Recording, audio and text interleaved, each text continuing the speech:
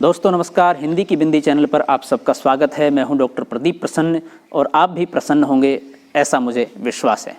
तो आइए आज हिंदी व्याकरण, हिंदी भाषा, हिंदी साहित्य में कुछ नई बातें सीखते हैं।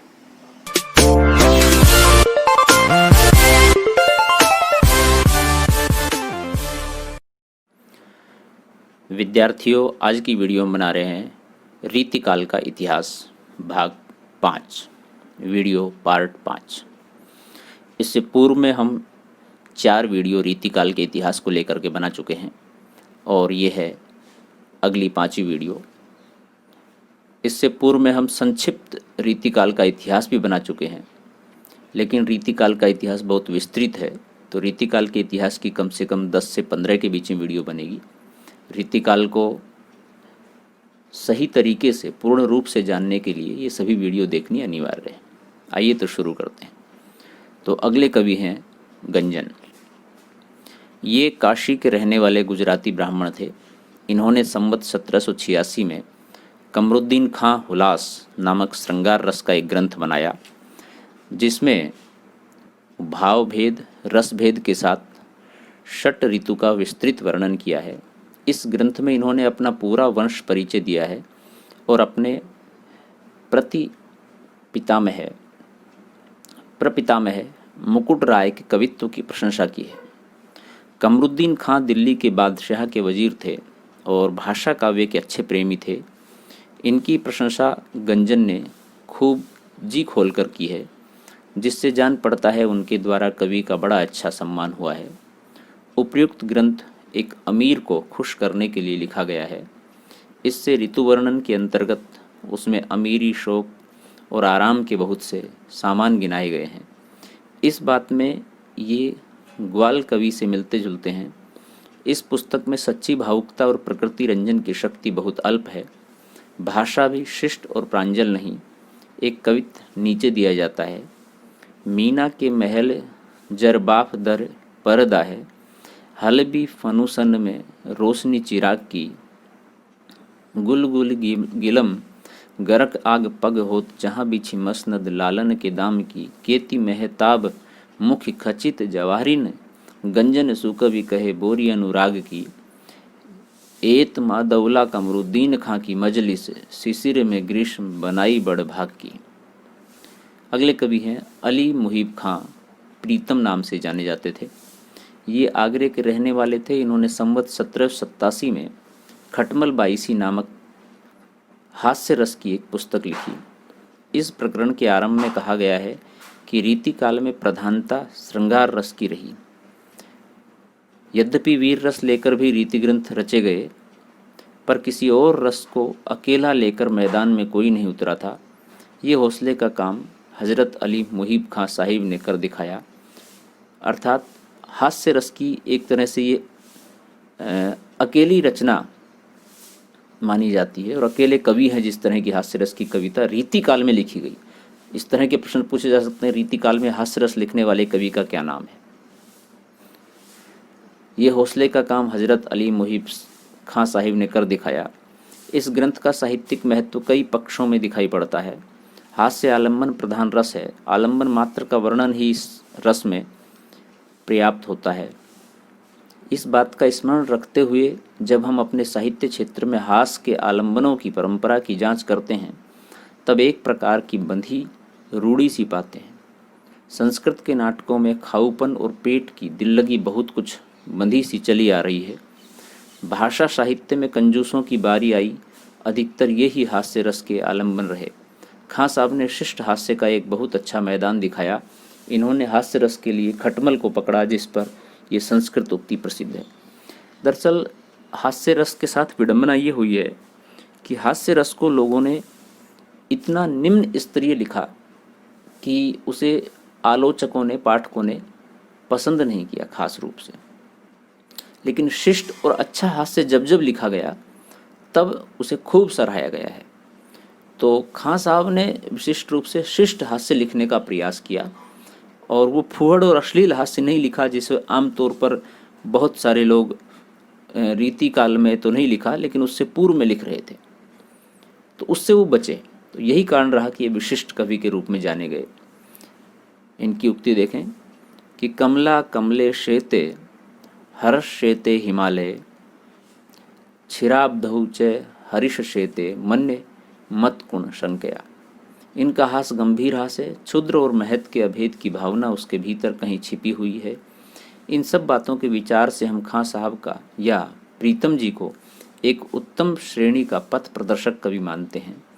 इनका और कोई ग्रंथ नहीं मिलता, न सही इनकी खटमल बाईसी ही बहुत काल तक इनका स्मरण बनाए रखने के लिए काफ़ी है। खटमल बाईसी के 2 कवित्त देखिए। जगत के कारण करण चारों वेदन के कमल में बसे जो सुजान ज्ञान धारी कई पोषण अवनि दुख शोषण तिलोकन के सागर में जाए सोई शेष सेज करी कई मदन जरायो जो सहारे दृष्टि ही में सृष्टि बसे हैं पहाड़ व्यू भाजी हर बारी कई विधि हरि हर और इन तेन कोते खाट पे न सोए खट मल को डरी गई।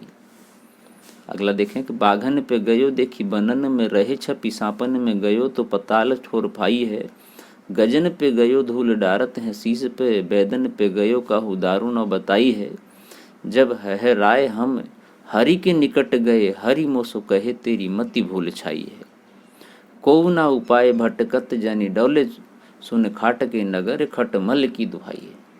तो इस तरह का हास्य रस इन्होंने लिखा खां साहब ने। अगले कवि हैं दास यानी कि भिखारी दास। ये प्रतापगढ़ अवध के पास टयोंगा गांव के रहने वाले श्रीवास्तव कायस्थ थे। इन्होंने अपना वंश परिचय पूरा दिया है। इनके पिता कृपाल दास, पितामह वीर भानु, पर पितामह राय रामदास और वृद्ध पर पितामह राय नरोत्तम दास थे। दास जी के पुत्र अवधोष लाल और पौत्र गौरीशंकर थे, जिनके अपुत्र मर जाने से वंश परंपरागत खंडित हो गई। दास जी के इतने ग्रंथों का पता लग चुका है। निम्न ग्रंथों का रस सारांश संवत 1799, छंदारणव पिंगल संवत 1799, काव्य निर्णय संवत 1803, श्रृंगार निर्णय संवत 1807, नाम प्रकाश कोश 1795, विष्णु पुराण भाषा दोहे चौपाई में, छंद प्रकाश शतरंज शतिका, अमर प्रकाश संस्कृत अमरकोश भाषा पद में। काव्य निर्णय में दास जी ने प्रतापगढ़ के सोमवंशी राजा पृथ्वी सिंह के भाई बाबू हिंदूपति सिंह को अपना आश्रयदाता लिखा है। राजा पृथ्वीपति संवत 1791 में गद्दी पर बैठे थे और 1807 में दिल्ली के वजीर सफदरजंग द्वारा छल से मारे गए थे। ऐसा जान पड़ता है कि संवत 1807 के बाद इन्होंने कोई ग्रंथ नहीं लिखा, अतः इनका कविता काल संवत 1785 से लेकर संवत 1807 तक माना जा सकता है। काव्यांगों के निरूपण में दास जी को सर्वप्रधान स्थान दिया जाता है, क्योंकि उन्होंने छंद रस अलंकार रीति गुण दोष शब्द शक्ति आदि सब विषयों का औरों से अधिक विस्तृत प्रतिपादन किया है। आमतौर पर बहुत सारे लक्षण ग्रंथ लिखने वाले कवियों ने, आचार्यों ने कोई एक दो चीज़ को पकड़कर, यानी कि या तो छंद को लेकर के, या अलंकार को लेकर के, या रस को लेकर के, या रीति को लेकर के, या गुण को लेकर के, इनमें से किसी एक या दो विषय को लेकर के अपनी बात कहने की कोशिश की है। लेकिन दूसरे लोगों से इन कवि की, दास जी की खास बात यह है कि इन्होंने इन सभी क्षेत्रों के ऊपर अपनी कलम चलाई है। इन सभी को लेकर के अलंकार लक्षण ग्रंथ लिखे हैं। श्रीपति से इन्होंने बहुत कुछ लिया है। इनकी विषय प्रतिपादन शैली उत्तम है और आलोचन शक्ति भी इनमें कुछ पाई जाती है। जैसे हिंदी काव्य क्षेत्र में इन्हें परकिया के प्रेम की प्रचुरता दिखाई पड़ी, जो रस की दृष्टि से रसाभास के अंतर्गत आता है। बहुत से स्थलों पर तो राधा कृष्ण का नाम आने से देव काव्य का आरोप हो जाता है और दोष का कुछ परिहार हो जाता है, पर सर्वत्र वैसा नहीं होता। इससे दास जी ने स्वीकिया का लक्षण ही कुछ अधिक व्यापक करना चाहा और कहा, श्री माननी के भोन में भोग्य भामिनी और तिन्हों को सुकियाए में गने सुकवि सिरमोर। पर यह कोई बड़े महत्व की उद्भावना नहीं कही जा सकती। जो लोग दास जी के 10 और हावों के नाम लेने पर चौंके हैं, उन्हें जानना चाहिए कि साहित्य दर्पण में नायिकाओं के स्वभाव अलंकार 18 कहे गए हैं। लीला विलास विचिता विवोक किल किंचित मोटाइता कुट्टमित्ता विभ्रम ललित विहृत मद तपन मोग्ध विक्षेप कुतूहल हसित चकित और केली। इनमें से अंतिम 8 को लेकर यदि दास जी ने भाषा में प्रचलित 10 हावों में जोड़ दिया तो क्या नई बात की। यह चौंकना तब बना रहेगा जब तक हिंदी में संस्कृत के मुख्य सिद्धांत ग्रंथों के सब विषयों का यथावत समावेश न हो जाएगा और साहित्य शास्त्र का सम्यक अध्ययन न होगा। दरअसल इस बात को ऐसे समझें कि मूलतः संस्कृत साहित्य, संस्कृत व्याकरण जो है वो प्रमुख रूप से प्रभावी रहा है प्रारंभ से ही, और हिंदी का प्रचलन तो बाद में शुरू हुआ है। भाषाओं की यदि बात करें तो आप जानते हैं कि सबसे पहले संस्कृत भाषा थी और संस्कृत में भी पहले अलौकिक भाषा, फिर लौकिक भाषा आई, और धीरे धीरे व्यवहारगत संस्कृत पहले बोली जाती थी, जैसे आज हम और आप हिंदी बोल रहे हैं। संस्कृत के बाद धीरे धीरे आप जानते हैं फिर प्राकृत आई, फिर पाली आई, उसके बाद फिर अपभ्रंश आई, उसके बाद अपभ्रंश को हिंदी के रूप में स्वीकृति मिलने लगी, लेकिन पूर्णतः हिंदी नहीं आई। जो आज हम बोलते हैं वो हिंदी दूसरे रूप में है। उसके बाद फिर अवधी आई, फिर उसके बाद उसके बीच में डिंगल पिंगल राजस्थानी और दूसरी क्षेत्रीय बोलियां धीरे धीरे विकसित होती गई। ये साहित्य रचना की बात कर रहे हैं हम। हाँ, ये बोलियां भाषाएं तो थी, अलग अलग क्षेत्रों में बोली, लेकिन साहित्य किस तरह से किन किन में लिखा गया। डिंगल पिंगल अवधी, और फिर उसके बाद ब्रज आई, और ब्रज के बाद जब लगभग 1900 में महावीर प्रसाद द्विवेदी जी ने सरस्वती पत्रिका का संपादन शुरू किया तो देखा कि भाषा में एक रूपता नहीं है। तब उन्होंने खड़ी बोली को एक रूप में विस्तृत करने का, साहित्यिक क्षेत्र में विस्तृत करने का, लिखने का, बोलने का, समझने का, और उसकी जो वर्णमाला है उसका मानकीकरण करके दूसरे विद्वानों ने, दूसरी अकादमियों ने मिलकर किया। तब जाकर के खड़ी बोली हिंदी जो हम आज बोल रहे हैं इसको एक तरह से मान्यता मिली, ये प्रचारित हुई और यही लिखी जाने लगी। तो संस्कृत साहित्य से बहुत सारे सिद्धांत, उसका व्याकरण हिंदी ने स्वीकार किया है, तो उसमें बहुत सारी चीज़ें हैं और इसीलिए बहुत सारी चीज़ों में दुविधा भी होती है। तो और दूसरी बात, संस्कृत साहित्य का सिद्धांत, संस्कृत व्याकरण का जो सिद्धांत है या संस्कृत व्याकरण जो है वो बहुत पुख्ता है, मजबूत है, उसमें लचीलापन नहीं है। हिंदी में बड़ा लचीलापन है बहुत सारी जगह पर कि इसकी जगह ये हो सकता है, उसकी जगह वो हो सकता है, लेकिन संस्कृत में ऐसा नहीं है। जिसकी जगह वो है तो वही रहेगा, उसकी जगह कुछ अन्य नहीं है। तो ये खास बात है, इसको ऐसे समझें। अतः दास जी के आचार्यत्व के संबंध में भी हमारा यही कथन है कि जो देव आदि के विषय में यद्यपि इस क्षेत्र में औरों को देखते दास जी ने अधिक काम किया है, पर सच्चे आचार्य का पूरा रूप इन्हें भी प्राप्त नहीं हो सका है। परिस्थिति से ये भी लाचार थे। इनके लक्षण भी व्याख्या के बिना अपर्याप्त और कहीं कहीं भ्रामक हैं, और उदाहरण भी कुछ स्थलों पर अशुद्ध हैं। जैसे उपादान लक्षणा लीजिए, इसका लक्षण भी गड़बड़ है और उसी के अनुरूप उदाहरण भी अशुद्ध है। अतः दास जी भी औरों के समान वस्तुतः कवि के रूप में ही हमारे सामने आते हैं। दास जी ने साहित्यिक और परिमार्जित भाषा का व्यवहार किया है। श्रृंगार ही उस समय का मुख्य विषय रहा है, अतः इन्होंने भी उसका वर्णन विस्तार देव की तरह बढ़ाया है। देव ने भिन्न भिन्न देशों और जातियों की स्त्रियों के वर्णन के लिए जाति विलास लिखा, जिसमें नाइन धोबिन सब आ गई, पर दास जी ने रसाभाव के डर से या मर्यादा के ध्यान से इनको आलम्बन के रूप में न रखकर दूती के रूप में रखा। आलम्बन क्या है, ये हम जब आपको रस पढ़ाएंगे तो आप समझ पाएंगे बेहतर तरीके से आलम्बन किसे कहते हैं। और निश्चित रूप से हम ये रीति काल का, और इसके बाद 2-3 टॉपिक बनेंगे। रीति एक अलग चीज़ है, और उसके बाद काव्य के गुण, काव्य के दोष, फिर उसमें रस भी आएगा। तो रस पढ़ाएंगे तब आप समझ पाएंगे आलम्बन और उद्दीपन ये भाव होते हैं। इनके रस सारांश में नाइन, नटिन, धोबिन, कुम्हारिन, बरिन सब प्रकार की दूतियाँ मौजूद हैं। इनमें देव की अपेक्षा अधिक रस विवेक था। इनका श्रृंगार निर्णय अपने ढंग का अनूठा काव्य है। उदाहरण मनोहर और सरस है। भाषा में शब्दाडंबर नहीं है, न ये शब्द चमत्कार पर टूटे हैं, न दूर की सूझ के लिए व्याकुल हुए हैं। इनकी रचना कला पक्ष में संयत और भाव पक्ष में रंजन कारिणी है। विशुद्ध काव्य के अतिरिक्त इन्होंने नीति की सूक्तियाँ भी बहुत सी कही हैं, जिनमें उक्ति वैचित्र्य अपेक्षित होता है। देव किसी ऊंची आकांक्षा या कल्पना जिस प्रकार इनमें कम पाई जाती है, उसी प्रकार उनकी सी असफलता भी कहीं नहीं मिलती।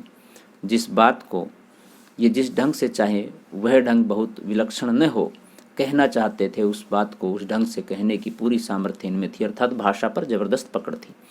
दास जी ऊंचे दर्जे के कवि थे। इनकी कविता के कुछ नमूने लीजिए।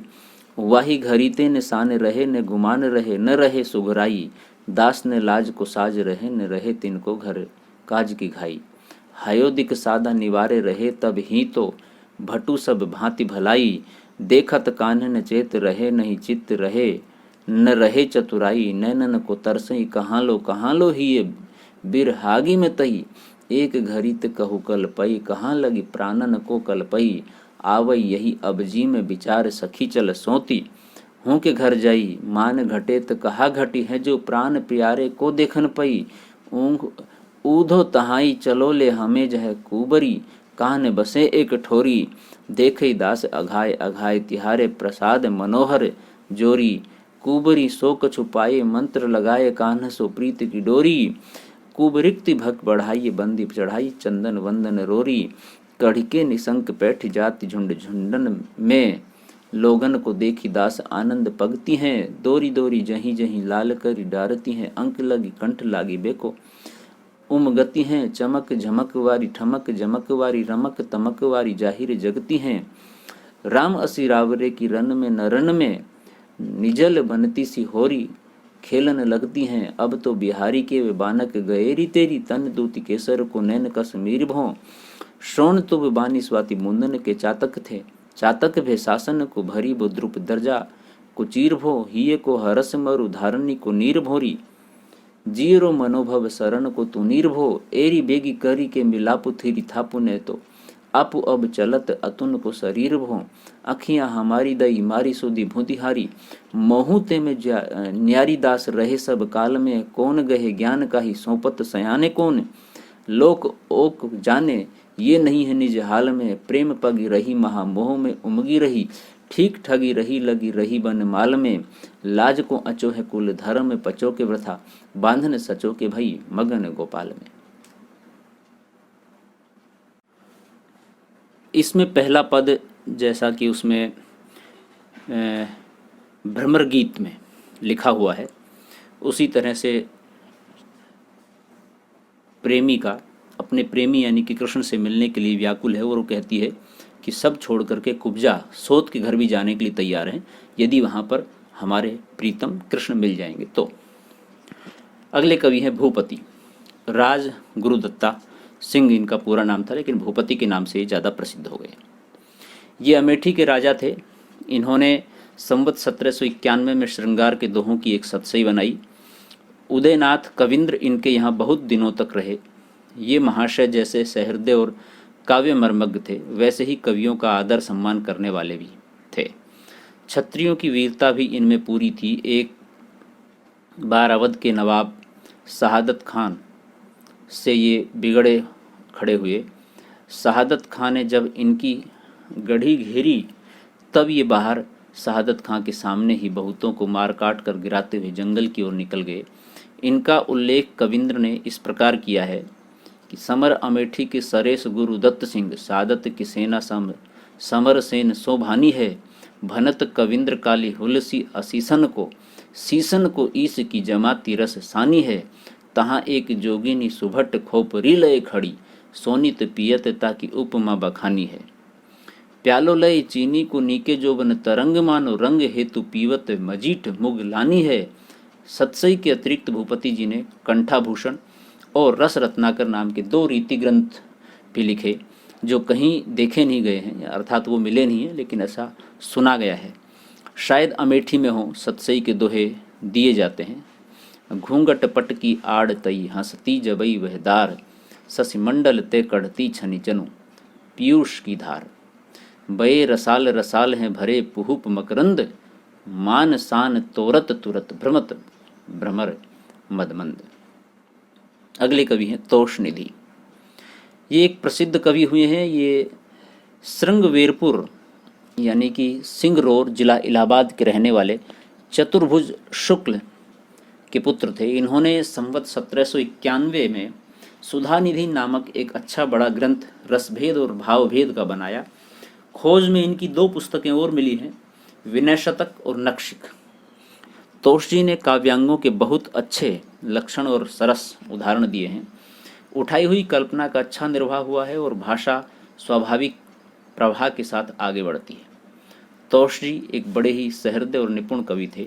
भावों का विधान सघन होने पर भी कहीं उलझा नहीं है। बिहारी के समान इन्होंने भी कहीं कहीं ऊहात्मक अत्युक्ति की है। कविता के कुछ नमूने दिए। ऊहात्मक अत्युक्ति मतलब जहाँ जो चीज़ नहीं है उससे भी आगे की बात करना।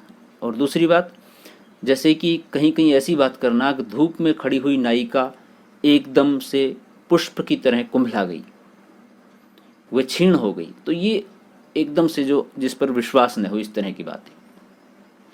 भूषण भूषित दूषणहीन प्रवीण महारस में छवि छाई, पूरी अनेक पदारथ तेजई हिम परमारथ स्वारथ पाई।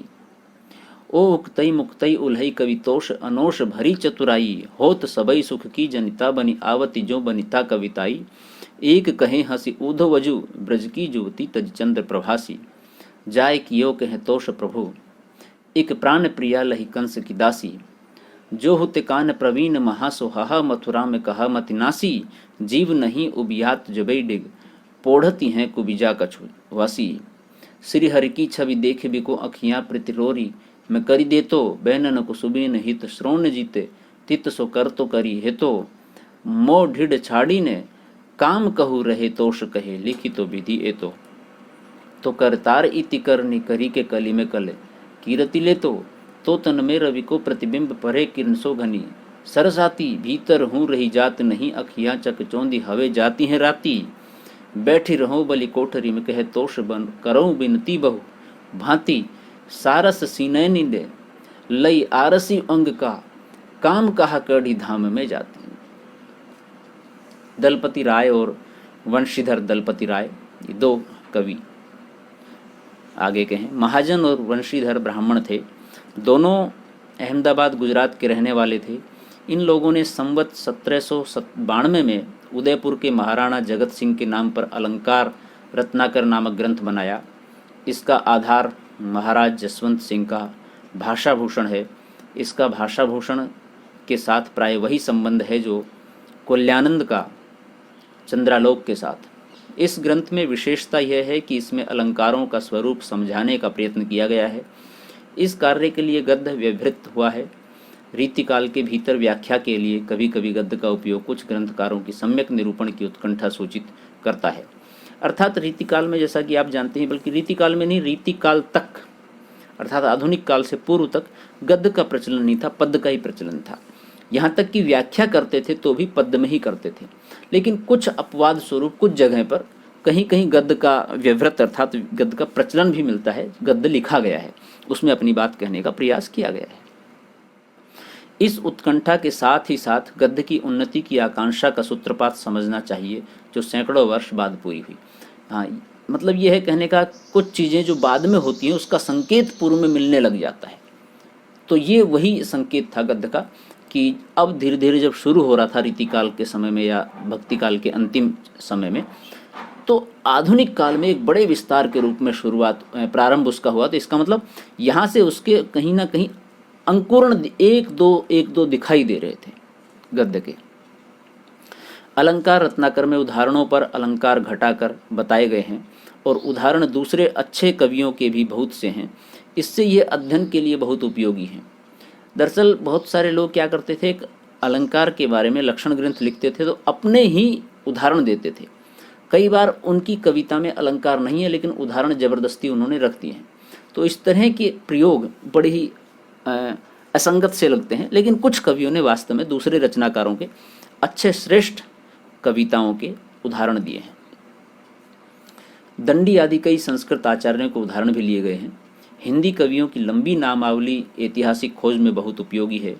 कवि भी ये लोग अच्छे थे। पद्य रचना की निपुणता के अतिरिक्त इनमें भावुकता और बुद्धि वैभव दोनों है। इनका एक कवित्व नीचे दिया जाता है। अरुण हरोल नभ मंडल मुलुक पर चढ़ो अक चक्के वे कितानी के किरण कोर आवत ही सांसत नक्षत्रा जोय धाय धाय घोर घमासान करी काम आए ठोर ठोर सस हर सेत भयो सक्ट्यो सहमी ससी आमिल उलूक जाए गिरी कंद रन और दुंद देखी अरविंद बंदी खाने में भगाने पायक पुलिंद वई मलिंद मकरंद चोर। अगले कवि हैं सोमनाथ। ये माथुर ब्राह्मण थे और भरतपुर के महाराज पदन सिंह के कनिष्ठ पुत्र प्रताप सिंह के यहाँ रहते थे। इन्होंने संवत 1794 में रस पीयूष निधि नामक रीति का एक विस्तृत ग्रंथ बनाया, जिसमें पिंगल, काव्य लक्षण, प्रयोजन, भेद, शब्द शक्ति, ध्वनि, भाव, रस, रीति, गुण, दोष इत्यादि सभी विषयों का निरूपण किया। ये भी एक बड़ी बात है, जैसा पूर्व में बताया गया था। दास जी की तरह इन्होंने भी कई लक्षण ग्रंथों को लेकर के, काव्य लक्षण ग्रंथों को लेकर के ग्रंथ लिखे। ये दास जी के काव्य निर्णय से बड़ा ग्रंथ है। काव्यांग निरूपण में ये श्रीपति और दास के समान ही हैं। विषय को स्पष्ट करने की प्रणाली इनकी बहुत अच्छी है। विषय निरूपण के अतिरिक्त कवि कर्म में भी ये सफल हुए हैं। कविता में ये अपना उपनाम शशिनाथ भी रखते थे।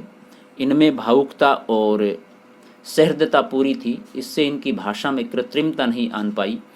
इनकी एक अन्योक्ति कल्पना की मार्मिकता और प्रसादपूर्ण व्यंग के कारण बहुत प्रसिद्ध है। सघन और पेचीले मजमून गांठने के फेर में न पड़ने के कारण इनकी कविता को साधारण समझना सहृदय के सर्वथा विरुद्ध है। रस पीयूष निधि के अतिरिक्त खोज में इनके 3 ग्रंथ और मिले हैं।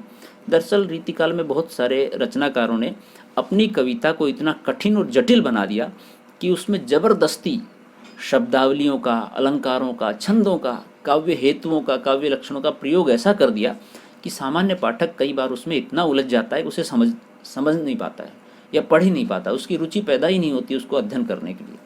तो इन्होंने सहज भाव में जो आ रहा है, और कविता यही है, जबरदस्ती अगर आप शब्दों को प्रयोग करने के लिए, शब्दावली को बेहतर बनाने के लिए कविता लिख रहे हैं, वो कविता नहीं है।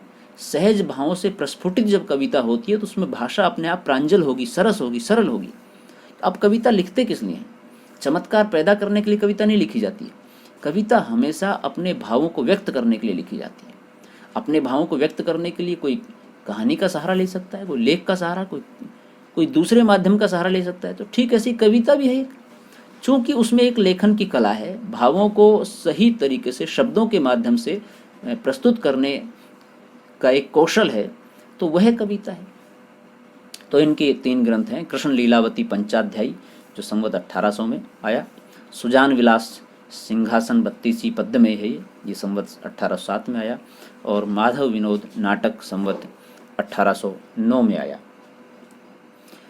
उक्त ग्रंथों के निर्माण काल की ओर ध्यान देने से इनका कविता काल संवत 1790 से 1810 तक ठहरता है। रीति ग्रंथ और मुक्तक रचना के सिवा इस सत कवि ने प्रबंध काव्य की ओर भी ध्यान दिया। सिंहासन 32 के अनुवाद को यदि हम काव्य न माने तो कम से कम पद्य प्रबंध अवश्य ही कहना पड़ेगा। माधव विनोद नाटक शायद मालती माधव के आधार पर लिखा हुआ प्रेम प्रबंध है। पहले कहा जा चुका है, कल्पित कथा लिखने की प्रथा हिंदी के कवियों में प्राय नहीं के बराबर रही है। जहांगीर के समय में संवत 1673 में बना पोहकर कवि का रस रत्न अब तक नाम लेने योग्य कल्पित प्रबंध काव्य था। अतः सोमनाथ जी का यह प्रयत्न उनके दृष्टि विचार का परिचायक है। रीतिकाल में या उससे पूर्व ज़्यादातर ग्रंथ यथार्थ में जिन राजाओं को, महाराजाओं को, या उन जिन घटनाओं को, परिस्थितियों को, संदर्भों को देखा, उनके आधार पर ग्रंथ लिखे गए हैं। कल्पना के आधार पर नहीं लिखे गए हैं, ऐसा इतिहासकारों ने माना है और सर्च करके ये बात पुख्ता की है। नीचे सोमनाथ जी की कुछ कविताएं दी जाती हैं। दिस विदिशन पे उमड़ी मढ़ी लीनो नभ, छाड़ी दीनी धुरवा जवा से जूथ, जरीगे डहे डहे बहे द्रुम रंचक हवा के गुण, कहूँ कहूँ मोरबा पुकारी मोद भरीगे, रही गई चातक जहाँ के तहाँ देखत ही, सोमनाथ कहे बूंदा बूंदी हुन करीगे, शोर भयो घोर चारों ओर मही, मंडल में आए घन आए के उघरीगे, प्रीति नई नित कीजत है, सब छो छल की बतरानी परी है, सीखी डिठाई कहाँ शशिनाथ, हमें दिन द्वेकते जानी परी है, और कहा लहिए सजनी कठनाई गरे तय अति, आनी परी है मानत है बरजों ने, कछु अब ऐसी सुजान ही बानी परी है, झमकतु बदन मतंग कुंभ उतंग अंगवर, बंदन बलित भुषुंड कुंड लित सुंड सिद्धिधार, कंचन मानिनीय मुकुट जग मग सुघर शीस पर, लोचन तीनी विशाल चार भुज धयावत सुर नर, शशिनाथ नंद स्वच्छंद नित्य कोटि विघन छर, छंदहर जय बुद्धि विलंद अमंद दुति इंदुभाल आनंद कर। अगले कवि हैं रसलीन, बड़े ही प्रसिद्ध कवि रहे हैं ये रीतिकाल के, और इनकी कविता बड़ी ही रस्म रही है नाम के अनुरूप। इनका नाम सैयद गुलाम नबी था। ये प्रसिद्ध बिलग्राम जिला हरदोई के रहने वाले थे उत्तर प्रदेश में, जहाँ अच्छे अच्छे विद्वान मुसलमान होते आए हैं। अपने नाम के आगे बिलग्रामी लगाना एक बड़े सम्मान की बात यहाँ के लोग समझते हैं। गुलाम नबी ने अपने पिता का नाम बाकर लिखा है। इन्होंने अपनी प्रसिद्ध पुस्तक अंग दर्पण संवत 1794 में जो लिखी गई, उसमें अंगों का उपमा उत्प्रेक्षा से युक्त चमत्कारपूर्ण वर्णन किया गया है। सूक्तियों के चमत्कार के लिए यह ग्रंथ काव्य रसिकों में बराबर विख्यात चला आया है। ये प्रसिद्ध दोहा, जिसे जन साधारण बिहारी का समझा करता है, अंग दर्पण का है, रसलीन का है। अम ये हलाहल मद भरे सेत श्याम रतनार, जियत मरत झुक झुकी परत जेहि चितवत एक बार। अंग दर्पण के अतिरिक्त रसलीन जी ने संवत 1798 में रस प्रबोध नामक रस निरूपण का ग्रंथ दोहों में बनाया। इसमें 1155 दोहे हैं और रस, भाव, नायिका भेद, षट ऋतु, 12 मासा आदि अनेक प्रसंगों का वर्णन किया गया है। रस विषय का अपने ढंग का ये छोटा सा अच्छा ग्रंथ है। रसलीन ने स्वयं कहा कि इस छोटे से ग्रंथ को पढ़ लेने पर रस का विषय जानने के लिए और ग्रंथ की आवश्यकता न रहेगी, अन्य ग्रंथ पढ़ने की आवश्यकता नहीं रस को जानने के लिए। पर यह ग्रंथ अंग दर्पण के लिए ऐसा प्रसिद्ध न हुआ। रसलीन ने अपने को दोहों की रचना तक ही रखा, जिनमें पदावली की गति द्वारा नाद सौंदर्य का अवकाश बहुत ही कम रहता है, अतः चमत्कार और उक्ति वैचित्र्य की ओर इन्होंने अधिक ध्यान नहीं दिया। नीचे इनके कुछ दोहे दिए जाते हैं।